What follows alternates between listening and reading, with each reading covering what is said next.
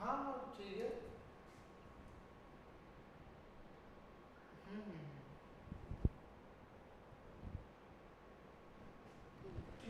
So hello everybody, good morning and welcome back to the EduphoreIAS, the Hindu analysis series. Since today, the date is of course the 10th of June and of course the weekend as well, the Saturdays. So why I'm referring to this in particular, I would say that probably Hindu even wants us to have this, a beautiful weekend. So that's why we have important articles, but I think there is not that much. We'll of course see 2-3 articles, but not like yesterday, 5-6, fine.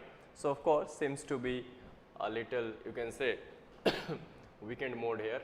Okay, so without wasting time, let's start with, as we do, the first page, the front page of the Hindu, today's Hindu, that is 10th of June. And today's, on the front page, you see our Honorable CA, Chief Economic Advisor. So this is important to understand some terminology related to economics from here, fine, or finance. So economy on autopilot won't overheat for years. This is what he is saying. Now, economy on autopilot. What is autopilot and what is overheating? These two words from this part is very, very important to understand. So economy on autopilot here means, autopilot is what, like you see in even the vehicles, even in, so when you put something on autopilot means it's automatically going on, even without, intervention, or let us say without major reforms, further reforms undertaken by the government, the economy is in such a place or such a mode that it can take care of itself, or even without further reforms, it can grow at automatically, fine, at a certain rate of, let us say, GDP growth. As far as overheating is concerned, so he is saying economy on autopilot won't overheat for years. So our economy is not going to overheat for years. That's what he's saying. But what exactly is the overheating of an economy? So remember, overheating is basically when your economy is growing at a too, let us say too fast, fine, but at an unsustainable rate. What does it mean? It means in simple terms that the major causes for this overheating could be, let us say, higher inflation, high inflationary situation in the economy, or high inflation or increasing inflation or rising inflation. On the other hand, there could be a situation of, let us say, underemployment or unemployment which is below the average or below the normal that should be ideally in an economy, fine. The rate of unemployment, see, there is always a reasonable rate of everything. Even inflation, we say that there should have around 3 to 4% of inflation in the economy in order to attract the private investors to come and invest and produce more, fine. That is to boost the supply side of economics. So of course, this is what actually, in any case, neither thing is totally bad. It's just the variation of degree, means in what range it is actually there, it is fine. So if inflation is in the range of 3 to 4%, it's a good for economy in fact, but if it is a range of beyond that, it is indeed bad for economy, fine. So this is what overheating, again I am repeating in simple terms, means when an economy is growing too fast, fine. But point to ponder here is whether this economic growth is because of the actual growth in your GDP or output and this, or because of, it is, let us say, this growth has been primarily driven by the inflation. Let us say we have normal, as I explained yesterday, the real GDP and nominal GDP alongside this factoring inflation as well. So of course, nominal GDP, let us say, on the face of it is we have 10%, but real GDP can not be 10%. Let us say inflation is 6%. So your real GDP is just 4%. Means your economy is overheated. Fine. Means growing at, let us say, previous decade, may suppose the growth rate was 7% or 8%, but today it's 10%. It means your economy is indeed growing, isn't it? But that growth is not being factored by the real GDP growth, but rather that growth is being driven by the high, you can say, the high inflation, because inflation is 6%, your real growth is just 4% out of the nominal GDP growth of 10%, fine. So this is referred to as overheating of economy, which is quite unsustainable. You can understand that when your real GDP growth is less than your growth in, let us say, inflation, or fine. So of course when inflation is more than your real GDP growth, of course it's unsustainable in the long term. Fine. So this is one case. Even unemployment, if unemployment in an economy is below its normal or ideally it should be, fine, then again it's a problematic thing. So this cannot be a scenario, this cannot be a sustainable economic growth scenario considering all these factors. And of course overheating can be because of any reason, be it your domestic reasons or causes, or you can say even external shocks as well, like Ukraine-Russia conflict, or let us say let us say crude oil agar aapka महंगा हो जाता है, plus there might be anything like global monetary tightening, increase in repo rates and rising this trend. So of course anything can be there, any exigencies can be there, be it domestic and external. So shocks can be there in either form. I hope this much is clear. Now just let us focus on some facts and figures that he has given and what further he says. So let us focus on that. Chief Economic Advisor says economy will grow steadily in the range of 6.5 to 7% till 2030 even without further reforms. So that's why our economy is in autopilot, because it can take care of itself, or it can automatically grow in this range even without further reforms undertaken by the government. Fine. He suggests that the 7.2% GDP growth estimate for last fiscal could be an underestimate. So ये कहते हैं कि जो last quarter this fiscal year में, that is talking about fiscal financial year 2023, so उसमें हमारी estimation जो 7.2% GDP growth की रही थी, according to him that could be an underestimate figure. Fine. So this is what he is saying, means in crux you can say that what he is saying is our economy is doing wonderful, and downline down the line few years up till 2030 he is very optimistic about growing in this certain range of economic growth. So India has bounced back from pandemic blues according to Chief Economic Advisor V. Ananta Nageshwaran, and GDP to grow this much from 23-24, that is financial year 24 to 2030 or financial year 30, even without reforms. This is what he is saying. Reforms of factor market. Factor market, you understand? Factors of production basically, fine, involved, land, labor and all. Skilling ecosystem, of course we have programs going on for skilling our youth and all, could spur growth to 7.5% or even 8%. So if we can reform these things, we can skill more and more of let us say the youth or those who are in employable section, and reform factor, if we could reform factor markets, then of course our growth could further inch upward in the range of 7.5 to 8%. Unresolved problems are low hanging fruits that will unlock more growth. So there are certain unresolved problems still, and even low hanging fruits. These are the two things which can of course unlock or propel our growth. India can grow like China, that grew between the year 1979 to 2008 from now on. So this could be the India's era, you can say, or the India's decade for growth. Of course we are growing you can say at a healthy rate, and of course macroeconomic fundamentals are strong indeed, and yes, future seems to be bright from here on. Okay, so be optimistic. Fine. Let us move to, of course the same thing has been mentioned under under these paragraphs. Fine. So I think we should move ahead, but let me mention in one paragraph where he says that, noting that the economy had been prone to overheating after 3-4 years of strong growth over the past 3 decades, the CA said sound economic policies of recent years meant that India could now grow for longer period of 7 or 10 or 15 years like China did between 1979 to 2008 without running into overheating problems. Fine. So I have already explained you what is overheating. So he is saying we can grow in the autopilot mode even without overheating, facing overheating problems. Fine. So this is the same thing he has mentioned at that. Let us not again repeat the same thing, not to waste time there. Okay, moving to the next pages, what is there, what's important. Again the politics only here. So as I say time and again, politics is important for us, not the politics per se. So not to focus here. Further, moving to the next pages. Okay. Okay. Okay. So Mekadatu, this dam is in news, and need to remember few things, fine, about Mekadatu, because this has been time and again in news. So of course this is a there is some conflict going on related to this between this Karnataka and of course Tamil Nadu, fine. So take care of this thing.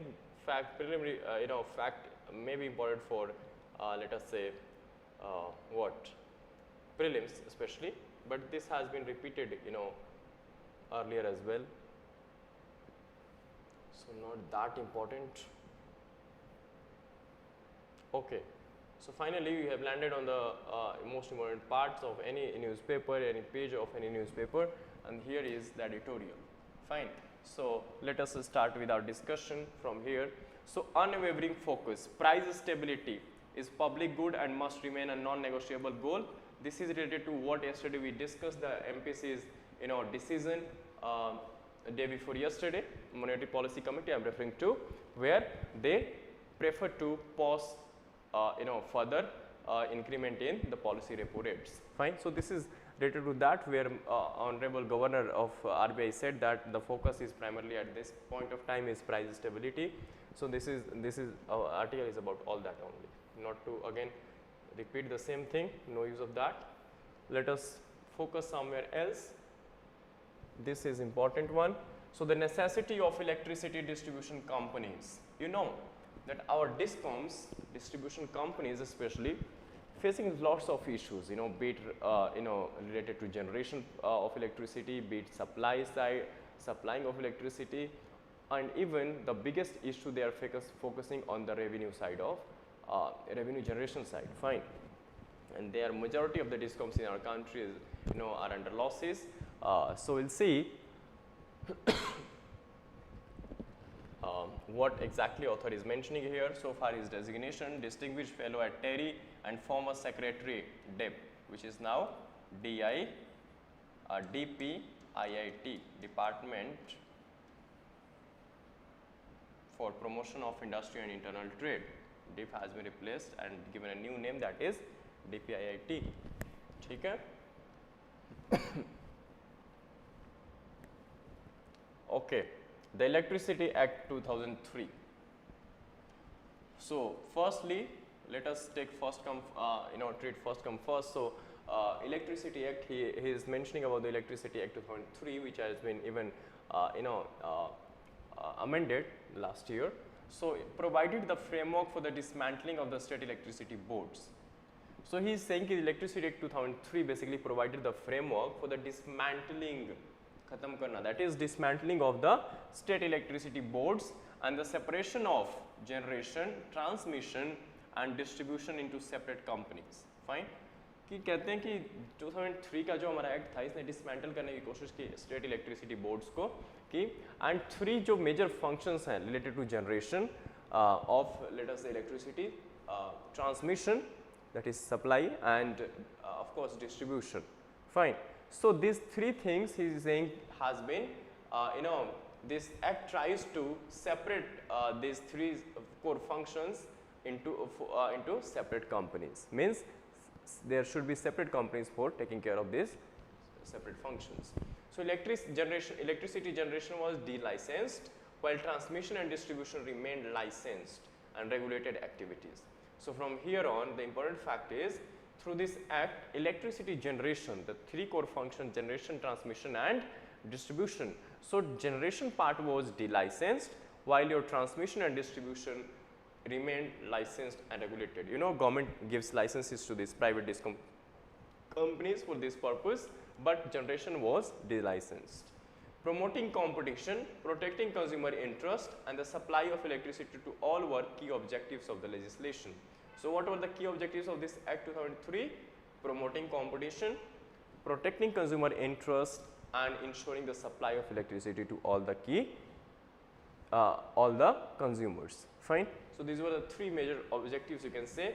Now under the new regime, a competitive industry structure in generation has evolved. So under this act हुआ क्या, after the commencement of after the implementation of this act, a new he labeled this as a new regime. So of course a new set of under this new set of regime or law or act, competitive kind of industry structure in generation has evolved the share of private investment. So new जो involvement हुई उसमें क्या private investment जो थी और private share जो था in the creation of new generation capacity has increased. So of course you can say that with the commencement of this or implementation of this act, what happened, we see basically major increment in the private investment in our electricity generation or especially the electricity sector. Competitive procurement through long term PPAs, you time and again see in news. PPAs are purchasing power agreements, are the long term agreements where both the beneficial for like news going on between like Punjab is trying to reconsider the PPAs agreement with the let us say this Central Electricity Regulatory Commission. So of course things are like that where the thing or even with the discoms. So what happens under this, it gives you a guarantee of kind of thing that in long term this much of electricity going to be demanded by this particular state, and so therefore discoms or the distribution companies factors this demand in their generation in order to meet this demand through their supply. Fine. So that's why we have this notion of long term purchasing power, this long term power purchase agreements. So over the time PPAs grew and price discovered through the market turned out to be lower than anticipated under the earlier cost plus dispensation. So of course when the things are deregularized and when the thing when you provide let us say give the companies the freedom to compete openly in the market. So whenever there is something which is market dominated, let us say market mechanism taking care of the, so of course you are going to discover a new price through the mechanism of demand supply, and this of course to a greater extent leads to reduction in overall cost of both production and as well as supply. So this has lowered what the rate that was earlier anticipated for determining the tariffs. The impressive growth in renewable power is entirely the result of private investment. So he is saying that today, yesterday only I discussed that today even thermal share is highest in India overall. You see this electricity generation, but somewhere renewable hovering around 27%, 26-27%. Even we are doing pretty good on that part as well, and we are achieving even our targets before the stipulated time period. Fine. So tariff based bids for the supply of electricity to distribution companies. So what happens basically, see at the central level we have CERC, Central Electricity Regulatory Commissions. At the state level we have State Electricity Regulatory Commissions. In between comes the intermediate party, and that is called DISCOMs, distribution companies. So let us say Central Electricity Regulatory Authority generating some through its own set of let us say companies and PSUs electricity, and then distributing the same to a state, but this distribution takes place through a DISCOM in between. So whatever this happens, there is some kind of license and some kind of tariffs as well, because this is how they earn and take care of their cost whatever they spend. So tariff based bids, so bidding kind of things, you can say that DISCOMs basically through bids purchase the electricity from the let us say central agency or state agencies, and then they further distribute it to the customers. Fine. So that's the main function of DISCOMs, you can say distribution. That's the name, distribution companies. Basic function is to distribute to the electricity. Has been the key to the extraordinary success of the national solar mission. So he is saying that this private investment in this renewable field has been the key to the success of the national solar mission that is going on. Further, India now has one of the cheapest rates for solar power supply in the world. बिल्कुल ठीक बात है. Initially it was costlier, but now today it is one amongst the cheapest in the whole world. That is, I am talking about supply of solar power or solar generated energy. So he is quoting about the UK model. So what exactly is UK model? When the contours of the new law were being discussed, that is new law is Electricity Act talking about 2003. The introduction of full deregulation and competition, like the United Kingdom in the early 1990s, was advocated by those who believed that we should adopt the latest reforms from the West. So he is saying कि जब हमारी Electricity Act आई 2003 में, so जो who are in favor of this deregulation and delicensing favored to adopt a model from let us say Western model, and that was the UK, particularly specifically UK based model of deregulation and delicensing. Fine. So in the UK, a mandatory power pool had been created where all generators submitted bids for the next day. So what is the UK model? In UK, we have mandatory power pool, fine, under which all the generators, let us say those who are generating the electricity, basically submit bids for the next day, fine. So it's like a exchange, let us say stock exchange kind of things taking place. So here for the next day means tomorrow whatever you are going to supply, for that bids takes place a day before, fine, or you can say today bids taking place for tomorrow's this electricity supply, indicating the quantity they could supply along with the price. Of course, so फायदा इसका क्या है कि अगर आप bid एक दिन पहले कर लेते हो तो आपको ये पता लग जाता है कि हाँ भाई इतनी डिमांड है, इतनी हमें सप्लाई करनी है, ठीक है. So one idea is one thing is you be very clear about the quantity you are going to supply or quantity that is going to be demanded, and alongside that you discover the price as well. When you are sure about the demand and supply, so of course these two sides going to determine the price as well. Those bids were stacked in ascending order of price. So इनको stack किया गया था, इकट्ठा रखा गया था. How these bids को in ascending order, ठीक है. Ascending is what? छोटे से बड़ा, descending is बड़े से छोटा, fine. So बढ़ते in terms of price is talking about ascending order of price. So नीचे से let us say 8 rupees per unit, then 10, then things like that, or starting from 2 rupees per unit. So going upward to let us say highest is the 10 rupee per unit. So this is how our moving in ascending order, बढ़ते जा रहे हैं नीचे से ऊपर, fine. The price with the quantity at which the total demand indicated by the suppliers would be met become the pool price for electricity. So जो quantity जिस price पे total demand indicated by suppliers would when total demand indicated by let us say consumers or suppliers meet the total supply, that would of course be the market price for the electricity or the pool price for the electricity. This mimic the intersection of the supply and demand curves indeed to get the market price. Of course, this is what we are discussing since beginning, market and supply and demand basically helping in discovering of the price. Full retail competition had also been introduced and consumers could choose from among several suppliers who had emerged to serve the market. So we have lots of choices as well before consumers to choose amongst the discoms, different suppliers.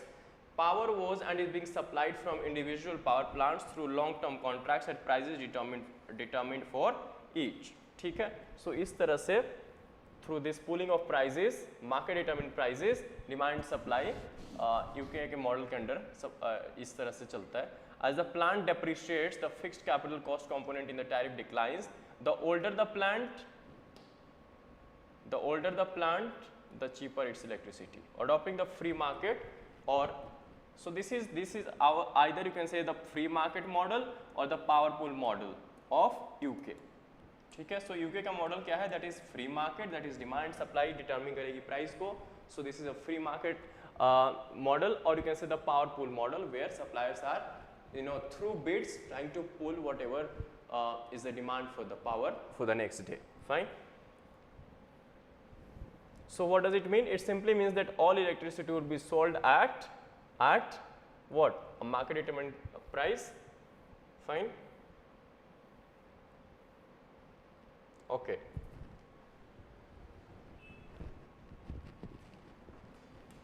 Price of the electricity from the most expensive plant at which demand would be fully met.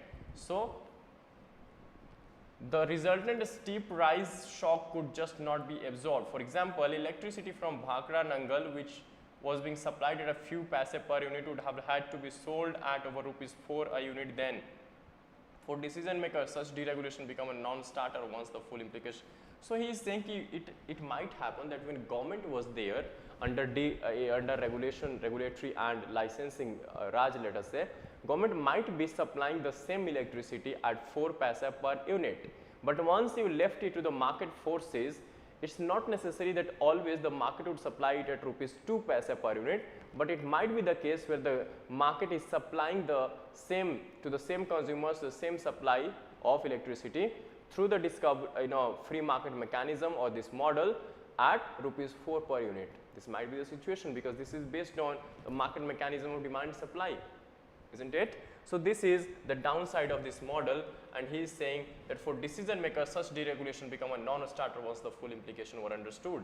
So he said ki after understanding in totality this UK model, for the decision makers it became a point of non-starter, means not to implement or go for this or and go to adopt or even adopting the same model for India. Fine. So this is the downside of this UK free market model, or you can say the pool power model. Fine. Okay. So now shifting to the Indian sides, the DISCOM has the universal service obligation of supplying electricity to meet the full demand for every consumer. Of course, DISCOMs are under universal obligation to supply or meet the consumer demand for the electricity in its license area. Therefore, the DISCOM has the responsibility of projecting demand growth and making arrangements for reliable electricity supply. ठीक बात है कि सरकार ने licence दिया, so they are under obligation to fulfill the consumer's demand by supplying the as much requirement as there, of course. So it does this by entering long-term power purchase. The same thing again going on कि same line repeat हो रही है कि this is अब जो obligation है DISCOMs के ऊपर, तो how to supply the electricity to the consumer. So this is basically done through long-term power purchase agreements. Fine. Power generating capacities have risen rapidly. कहते हैं कि पिछले कुछ टाइम से अगर देखा जाए तो पावर जनरेट करने की जो हमारी कैपेसिटीज है ओवरऑल वो काफ़ी बड़ी है, and the power supply position has become comfortable. ना सिर्फ कैपेसिटी हमारी बड़ी है बट पावर सप्लाई करने की जो हम जिस पोजीशन में आज हम हैं वो भी काफ़ी improve हुआ है. So we are in comfortable position. There has also been the milestone of the completion of rural and household electrification where DISCOMs have been pivotal. बिल्कुल ठीक बात है. So you can see the focus of his article is कि electricity Act 2003 ने while dismantling the state electricity board focused or gave primary position or thrust area to the DISCOMs. So he is basically trying to explain the important roles that are being played by DISCOMs in our overall this mechanism of supply and demand of electricity and even in generation and transmission. Fine, alongside distribution. ठीक है. So alongside that इन्होंने इस बात पे भी focus दिया because government का आपको पता ही है फोकस था कि इलेक्ट्रिसिटी 24/7 इवन गांव के दूर दराज इलाके में भी मीन्स भारत में भी पहुंचना चाहिए, सिर्फ इंडिया तक सीमित ना रहे. ठीक है. सो उस पर गवर्नमेंट ने काफ़ी अच्छा खासा काम किया है, and you see we have already achieved this milestone of completion of rural household electrification where discoms have been pivotal. Fine. So अब जाके देखोगे तो किसी बैकवर्ड एरिया से किसी गांव तक भी बिजली पहुंच चुकी है. ठीक है, वहाँ भी इलेक्ट्रिसिटी की सप्लाई हो रही है. Open access and cross subsidy. Now another issue that DISCOMs in India facing today related to the cross subsidization and open access. So the Electricity Act of 2003 gives consumers with a load of 1 megawatt and above the right to open access. Fine. So जो consumers 1 megawatt या उससे ऊपर consume करते हैं, सो उनको electricity act ने एक right दिया हुआ है, right to open access. What does it mean?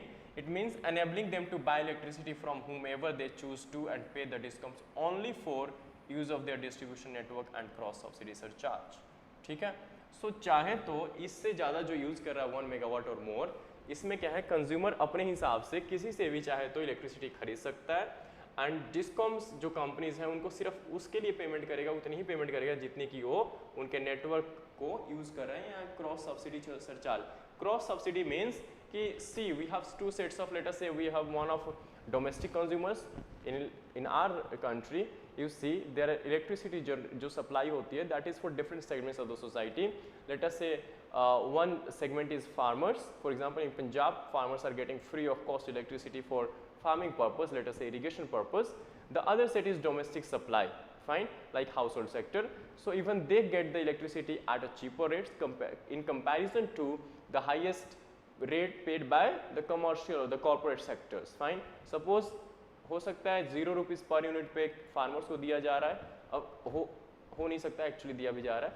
But cross subsidy हम कैसे करते हैं, सपोज सरकार फ्री में इलेक्ट्रिसिटी दे रही है किसी सेक्शन ऑफ सोसाइटी को, सो ऑफ कोर्स वो अपनी जेब से तो देगी नहीं, फाइन। तो करती क्या है सरकार, आप एक सेक्शन को अगर फ्री में दे रही है ₹0 पर यूनिट, सो कॉर्पोरेट्स पे लेटर से जो कमर्शियल पर्पस के लिए इलेक्ट्रिसिटी यूज हो रही है, हो सकता है पहले वो सिर्फ ₹6 थी, अब क्या किया, ₹8 कर दिया, ₹2 बढ़ा दिए, ठीक है। क्यों भाई, क्योंकि यहाँ पे फ्री में दे रहे हैं, यहाँ से ₹2 पर यूनिट हमारे बनने थे, हम बना नहीं पा रहे हैं, इसलिए हम आपसे चार्ज करेंगे, है तो इसे नाजायज ही। But this is what cross subsidies are all about. Surcharge means already whatever amount you are paying extra on that, fine. Surcharge is tax on tax kind of thing, or tariff on tariff. So this cross subsidy surcharge became a necessary as higher end industrial and commercial consumers pay more and cross subsidize the lower end households whose tariffs are less. This is what I explained. However, the explicit mandate in the Electricity Act to the state electricity regulatory commissions to progressively reduce cross subsidies. But ये कहते हैं कि एक mandate है इस act में for the state electricity regulatory commissions ACRCs to progressively reduce these cross subsidies, fine, remains unimplemented. Of course, the kind of Indian political economy has become today, it seems to be impossible to meet this goal or this mandate, achieve even this mandate of progressively reducing cross subsidies, because today we have our era of freebies where we want to provide everything for free, be it electricity, be it your free electricity, free everything free, promising in our this manifestos and all. So when you have such kind of political economy where you are eager to give free for for getting more and more votes, so of course we won't be able to meet or even achieve this target of progressively reducing cross subsidies, fine. हम सबको खुश नहीं कर सकते ना।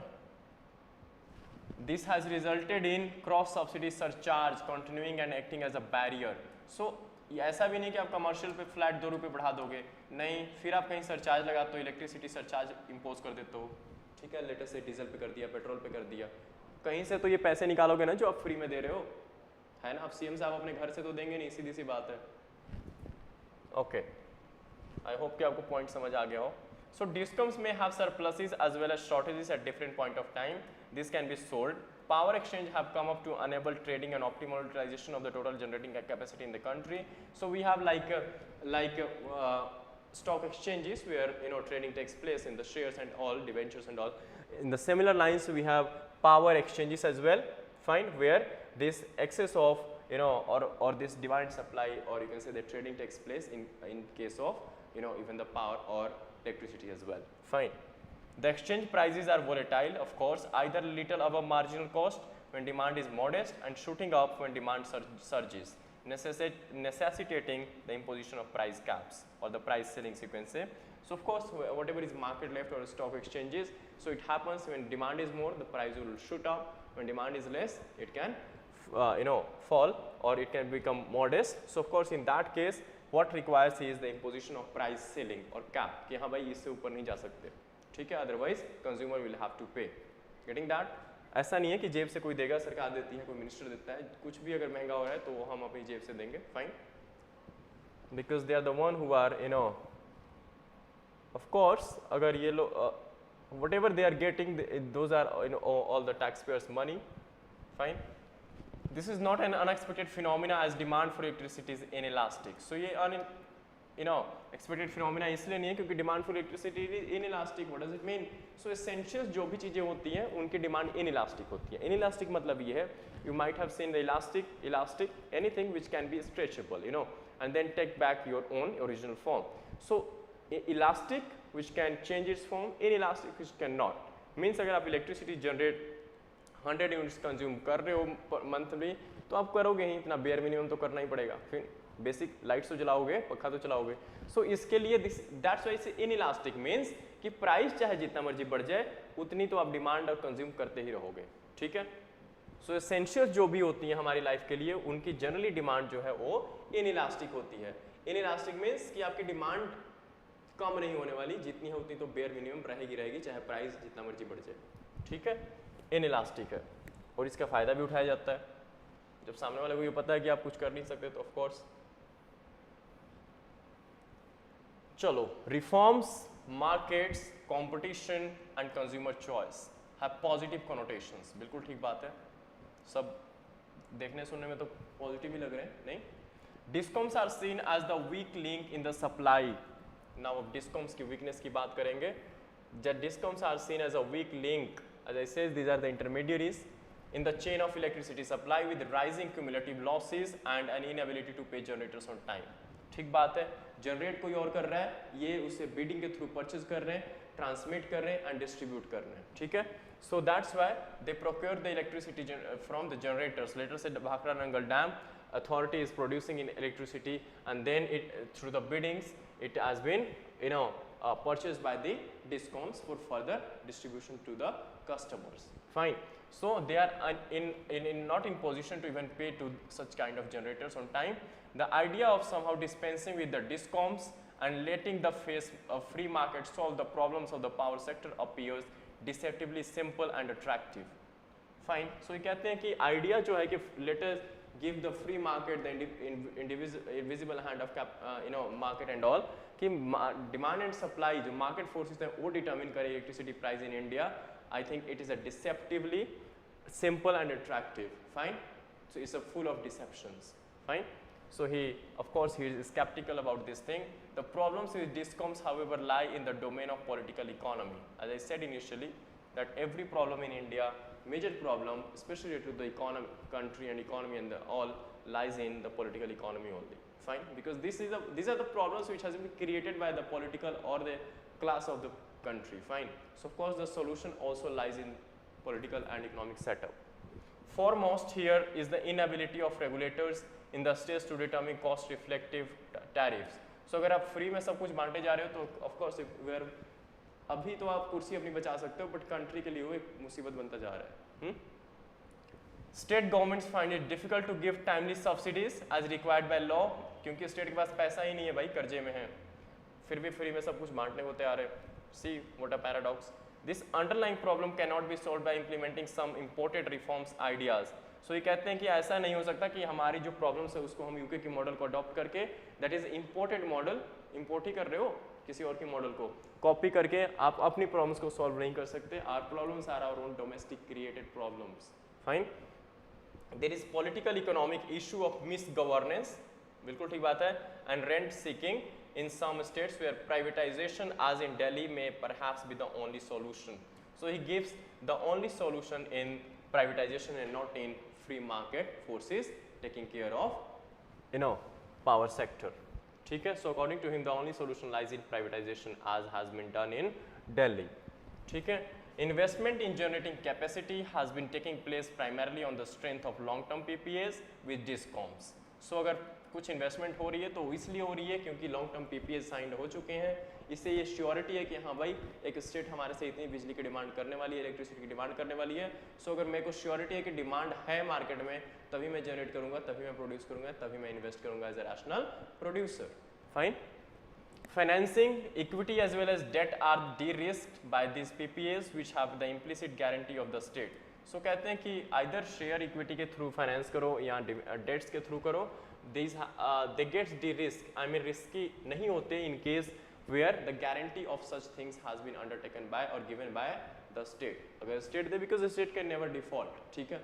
Default होने के chances बहुत कम है. बट हाँ ये है कि डिले हो सकता है, आपको पैसे मिल रहे हैं, नहीं मिल रहे हैं, टाइमली नहीं मिल रहे हैं, ठीक है, वो हाथ खड़े कर सकते हैं कि हम कर्जे में चल रहे हैं, बट डिफॉल्ट नहीं हो सकती स्टेट. ठीक है. The energy, because the state as an institution is going to be there. Fine. In any case whether the CM would be there or not, but the state as an institution is going to remain there.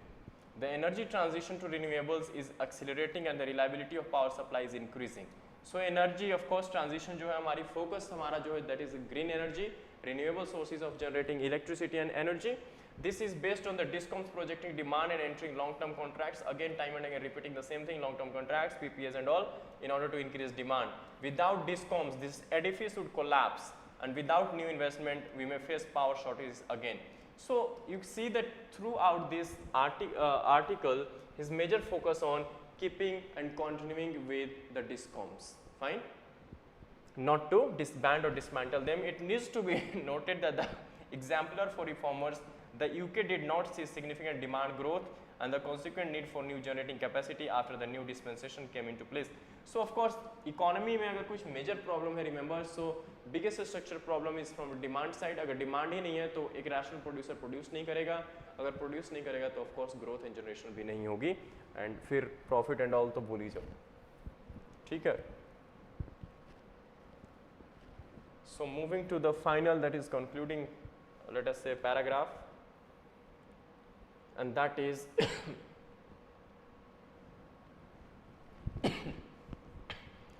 however, to drive their energy transition, the state had to invite bids for renewable energy. बिल्कुल ठीक बात है.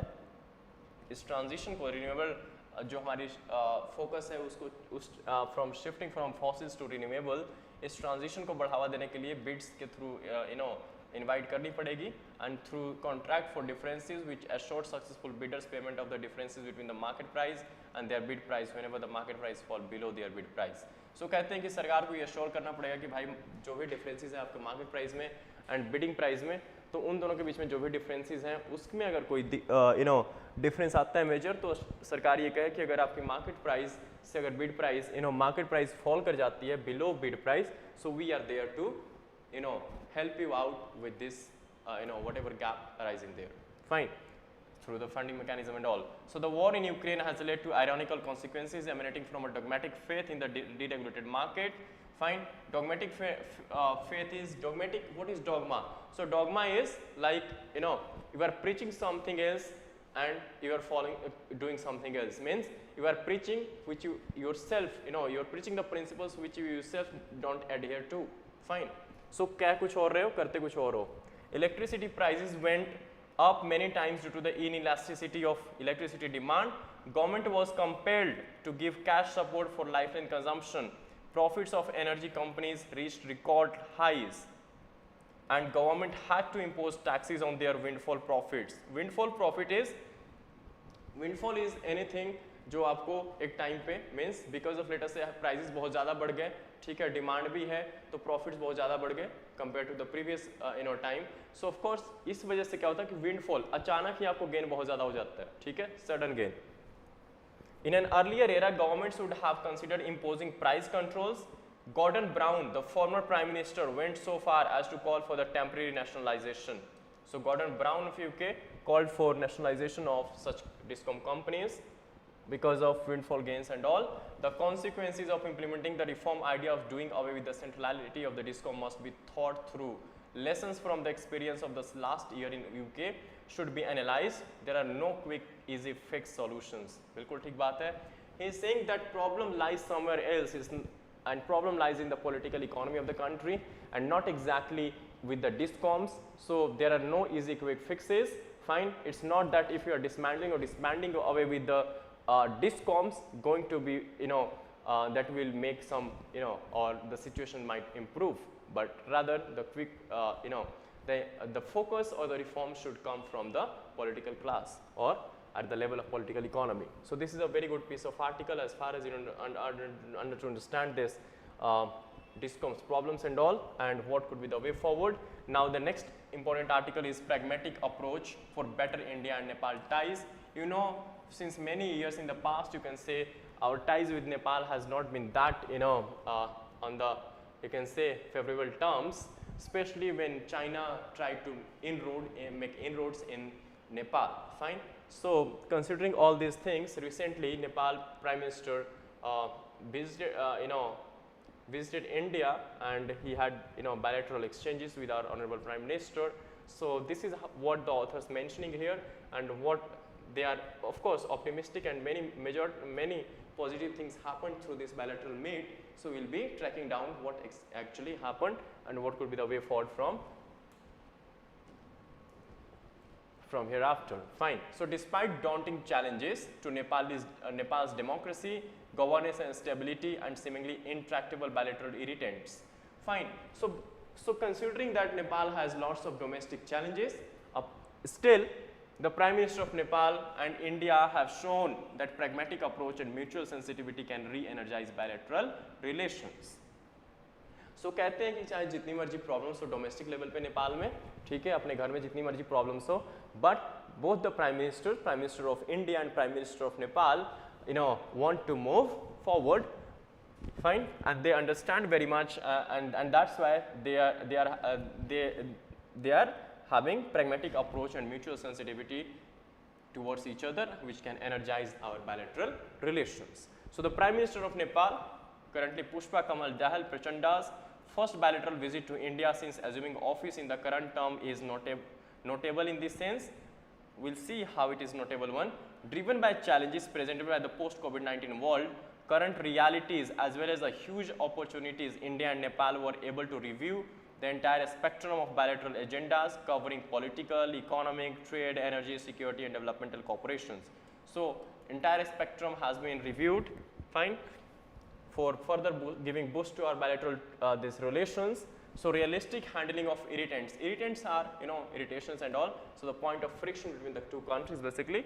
So Prachanda deserves credit for this. He is in weak position at home as a leader of only the third largest party in parliament. So domestically he is, in a weak position, fine. But still, he made visit, or he tried to, improve the ties with India. So that's why the authors are complimenting him for this act, daring act.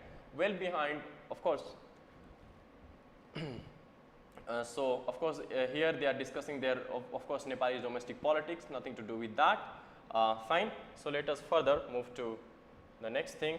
Prachanda has shown political courage and probably shrewdly calculated the cost of paying heed to the spectrum of political noises, warning him not to be soft and to extract solutions to irritants such as the 1950s treaty. So of course we have a treaty of friendship with Nepal, the 1950 treaty, where Nepal wants to come up with certain amendments, because in 1950 treaty today we are in the year of 2023. So of course things have changed over time, and where wherever changes comes we need to amend the same and try to incorporate the latest these changes or take into account. So border differences, of course one issue is border differences. You might have seen in Uttarakhand certain pockets where Nepal at times trying to do what China is doing, started showing our territory on their own maps, fine.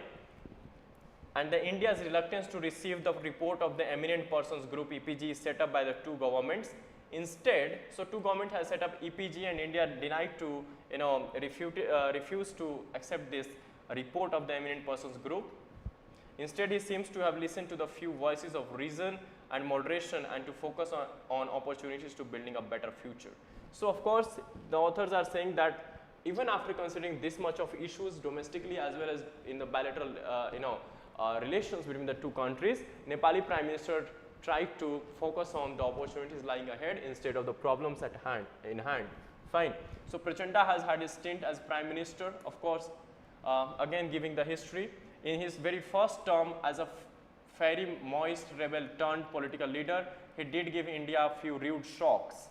So in first term he gave India few shocks, crossing red lines by insisting on visiting China first, or dismissing the army chief considered to be palace loyalists, to which India took strong objections.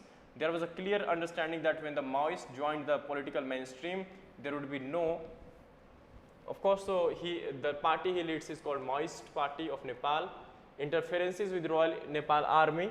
So जो भी अच्छे relations थे, जो भी उस time पे इन्होंने ऐसे steps लिए which India was not happy with, fine.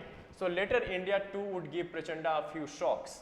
Okay, so in return we even gifted him some, some, let us say, the much needed gifts. So sending a prime ministerial special envoy to urge Madheshri parties. So there are communities, basically these are Maoist, Madheshris and all, parties not to support Prachanda in order to save his government. But this time round, Prachanda came across as a serious, self-confident and mature statesman. So here they are reflecting his maturity. That whatever shocks he gave to India or whatever mistakes he committed in his first term, probably he is this time in his second term as a prime minister or second stint as prime minister, trying to improve upon them. Fine, that's why he visited India, chose to visit India. The Indian Prime Minister too has shown sensitivity. For example, when he reassured Prachanda that differences on the border issue would be resolved to mutual satisfaction Neither side tried to justify their official version of border as the correct one. Fine. So of course, even our Prime Minister reciprocated positively and assured President that will be taking up the border related issues at the bilateral in the bilateral discussions, and will try to have a mutually satisfactory solution.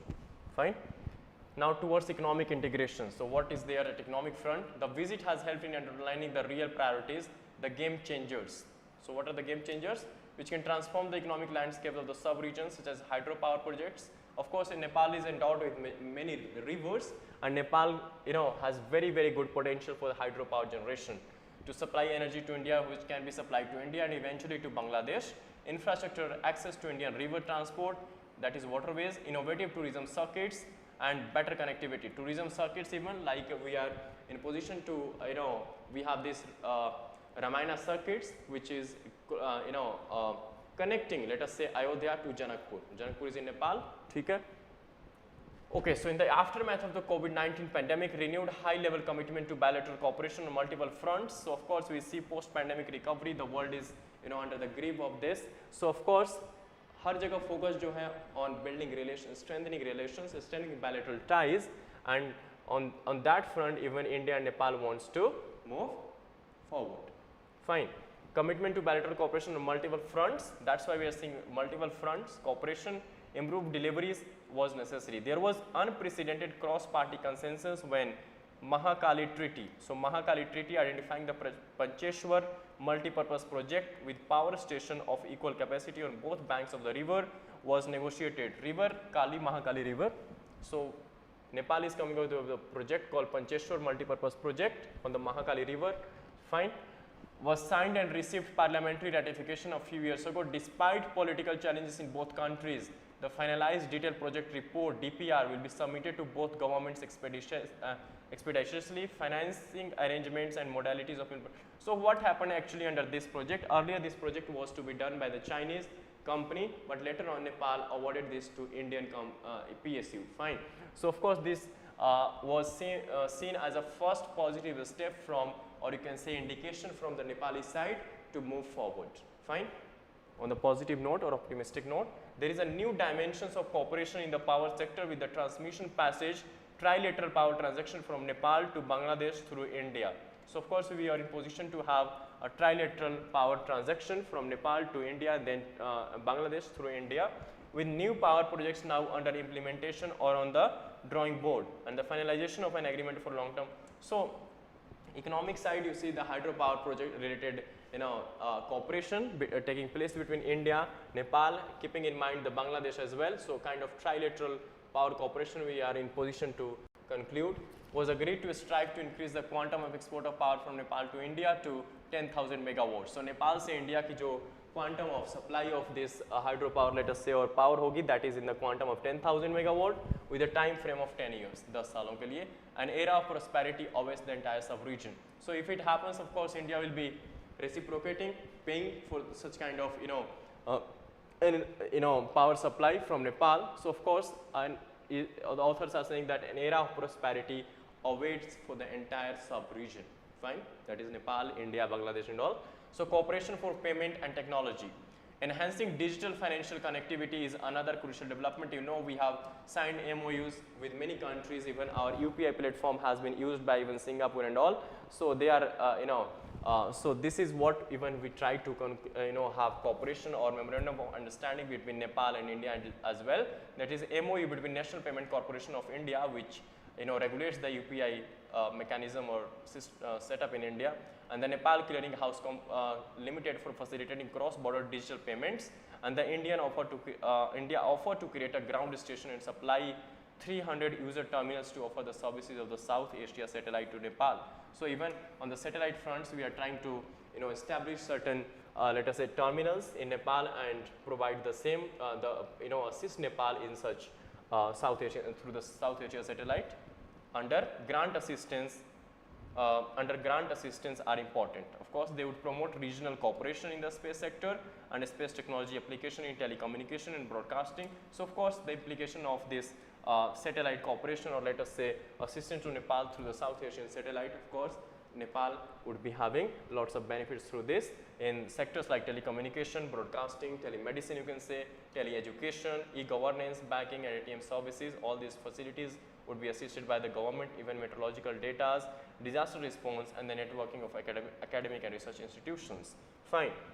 But so far discussing all good things. Now what are the challenges? So the real challenge from the Nepal side is to depoliticize the cooperation with India. Of course, to a greater extent, the domestic politics, and of course, whether you are in minority or majority, which kind of government you are running, ties your hands. You won't be able to take independent decisions unless until you are not with, you are not running an absolute majority government. So, and even so the authors are focusing or suggesting rather that Nepali side should depoliticize their bilateral relation with India or cooperation with India, especially in water resource cooperation, improve the quality of democracy at home and governance of democracy at home, and check unbridled corruption. So, of course, corruptions everywhere, which is alarming even by South Asian standards. For India, Nepal के लिए suggestion है, India के लिए क्या है? India may be necessary to address the perception in Nepal that it is no longer a foreign policy priority, and to give, for India, it may be necessary to address the perception in Nepal that it is no longer a foreign policy priority, and to give a sense of ownership, equality and credit for major forward movement in sectors such as hydropower to parties across the political spectrum rather than only to the government of the day. Fine. So यहाँ से ये है कि India जो है अपनी side से एक पॉजिटिव मैसेज दे सकती है, not just to the government of the day, government of Nepal led by Prachanda, but to all the major political parties of this Nepal, even to domestic, even the citizens of Nepal, that we want to have a better cooperation, and we are here, we could be trusted for our, this cooperation and bilateral relation on the bilateral front. So predictably, the opposition parties in Nepal have termed the visit a sellout, but they should be made aware of the fact that if there continues to be a steady focus on development, as demonstrated during the Prachanda visit, despite possible political instability in Kathmandu, Nepal will find India going to the extra mile in meeting its needs and expectations. So of course, if Nepal moves, takes one step forward, we will be of course taking 2 steps forward. Fine. This is what all been mentioned in this article, that of course Nepal, leaving aside the domestic politics and moving away from depoliticizing this bilateral relation, should move forward and try to improve the bilateral relations with India, because India of course will reciprocate with better returns, fine, or in better terms. So this is a very good piece of article. You can keep tab on this for further any happenings. So of course this again is a collision of 3 major rail that took place in trains in Balasore. We have already discussed a lot, no use of discussing it further, fine. Rather we should rather take into account or wait for the final reports, CBI inquiry report and their internal Railway Ministry's report for governance related issues and failure of what exactly failed and where exactly was the issues, fine. Railway renew push for safety training among the staff, that's pretty important considering the kind of accident, that major accident that took place. Okay. Further, let us see if there are any major things here that we can discuss. Okay, so this is what another good report from the WHO. It says that piped potable water across India will avert 4 lakh diarrhea deaths. Fine. So this is a good thing. The center says it will achieve 100% coverage under the Jal Jeevan mission by 2024. So far, 5 states including Gujarat, Telangana, Haryana and Punjab have reported full coverage. So this is a miscellaneous fact, good for even let us say state civil services. 5 states so far has registered 100% coverage under Jal Jeevan mission, and those are Gujarat, Telangana, Haryana, Punjab. Fine. Okay, so this is a good, you can quote anywhere, piped potable water, what could be the positive impact of this, fine. Okay.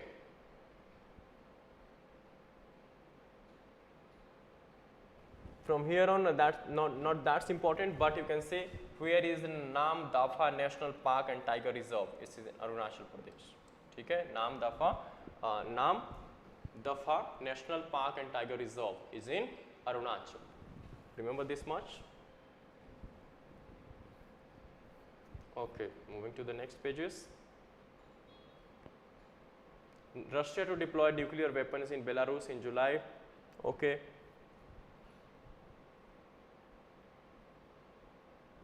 Okay. Russia, China, India, Russia and Australia trilaterals here. India-Russia ties run deep and is influenced by people-to-people links, says in Australian envoy. And Indian diaspora, of course, we have sizable number of diaspora in Australia today. Indian diaspora I am talking about. Domestic GDP growth is on firm footing, SBI economist. Of course, even CA, what Honorable Chief Economic Advisor has said, we have already discussed. Then came here the front, these pages.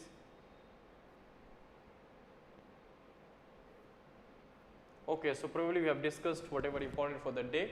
So I'll be stopping here. Thanks for joining us. Fine. Stay tuned for the Monday's Hindu analysis. Until then, take care, keep revising. Fine. Thank you.